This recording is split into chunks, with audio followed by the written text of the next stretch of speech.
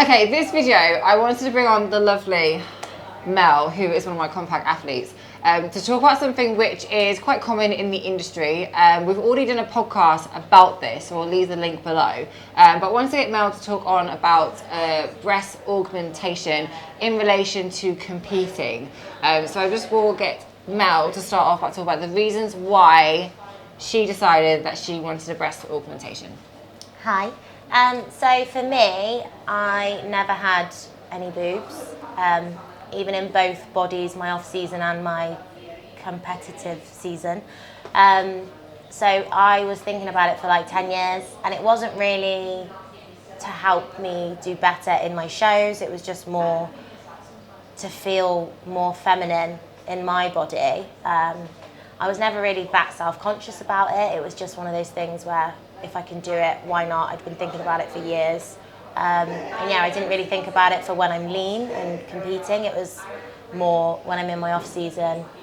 It's the one thing that doesn't really change. So yeah. Yeah, because that can be like a misconception, I think, in the industry. When you decide you want a breast augmentation, they think, you just want it because of competing, and like that wasn't the case at all. I think a lot of people have assumed that as well with me. Like everyone that has, when there's been like people talking about me and they've said to me, oh yeah, it's going to make you do better with your competing, isn't it? And I'm like, well, potentially, but probably not. I don't think it'll make that much of a difference. Because I mean, the padding in the bikinis are great. So. The padding of Georgia Rose's bikinis is like very good.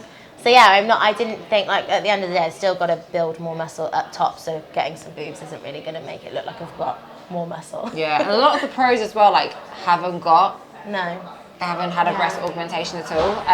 So I think it's more like just stress. For me, I don't think a breast augmentation is necessary in order to do well in competing. No. But if you see people getting a breast augmentation done, it's like kind of just stopping and thinking they're getting it potentially for different reasons aside from like actual competing stuff.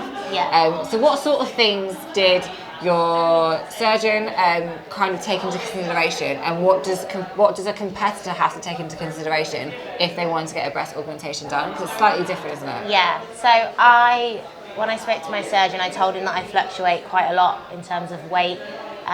So you'd need to think about your sizing. You couldn't, if you went peak off season, you wouldn't necessarily go as big as if you were like peak competitive season, because they'll look very different. So for me, I wanted over the muscle, so I couldn't go as big as maybe some other girls could, because it would then look silly, like you'd see the implant when I'm lean. And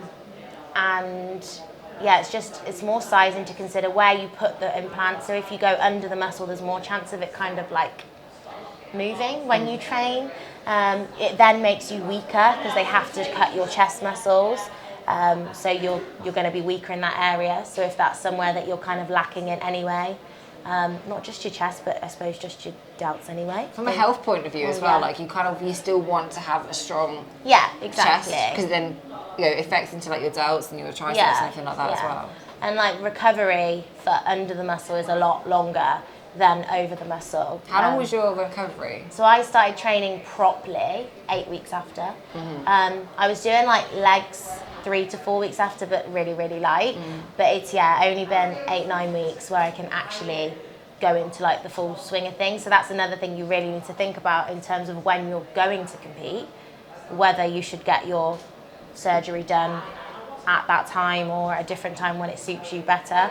So like for me personally, I've got a year, which is plenty of time to kind of recover and get back into the swing of things and then improve for my next season. Because when did you actually get your surgery? Do you think that timing of the surgery itself was quite important? Yeah, so for me, I needed it like Christmas week, because I could easily have a couple of weeks off work without anyone kind of noticing that I was gone, because no one's really in the gym at Christmas anyway. And it was like a couple months after my show, so I was still kind of in my like recovery phase. It wasn't like peak in building or when I'm dieting, anything like that. So I had to do it then, otherwise I would have had to have waited probably another year to be able to do it and not mess up my year plans. Especially if someone's like a 9 to 5 sort of job as well, like their amount of time they've got to take off work is a lot more limited. Yeah. So it's kind of like maximising, whether it's around like Easter when you've got a few more bank holidays in, or Christmas as well. I think that's really, really important. Is there anything that has changed since, in terms of, you talked about training? Do you feel like you are still strong up top? Do you still think it's a little bit tender? I'm not as strong as I was previously before it, but I'm like nearly. So since 8 weeks I've trained like every week and I have progressed, so I am getting stronger again. It's like coming back quite quickly. The only thing that I would say, like I haven't tried to train chest whatsoever and I won't. I didn't really train it before anyway, so it's pointless. So yeah, the only thing I'd say is like row movements. So if you're doing like a double arm row, I feel like my implants are moving. But if I'm doing like single side stuff, it's fine. And overhead, funnily enough, is fine. Like I thought it would be like terrible, but it's fine. So yeah, it's mostly okay. Legs are like easy. Yeah. Is there anything, any sort of like things that you didn't realise? I know in the podcast we spoke about like the boobs like dropping and kind of the visual aspect of it. I think maybe as bodybuilders we take a bit more consideration into the visual aspect. Yeah. So be interested to hear your thoughts on that. They don't look like they're going to look for months, and you probably won't like them until you're probably around 8 to 10 weeks, because especially the first week they literally look like rocks. They're like out here and they're like in your armpits. And like everything is swollen. You'll get really swollen. Like I looked like I was pregnant. And you just feel crap really from like the anaesthetic for the first couple of weeks. Did your weight go up quite a lot with that? So I put on like 1.5 kilo, which I think is just my implants. Yeah. But I didn't know whether it would be like a water retention thing I didn't actually weigh myself when I was like peak. That's fair. Waterloo retention, because I didn't really feel like it. I was like, I don't really want to know what it's. But after it'd been like 3 weeks, I was up 1.5 kilo, which isn't too bad. No, it's fine. But yeah, it's just one of those. Everyone reacts differently though. Like for me, I become inflamed really easily, whereas some others might not even like change. But you are going to put on a little bit of weight because you've put plastic in you. Yeah, that's fair.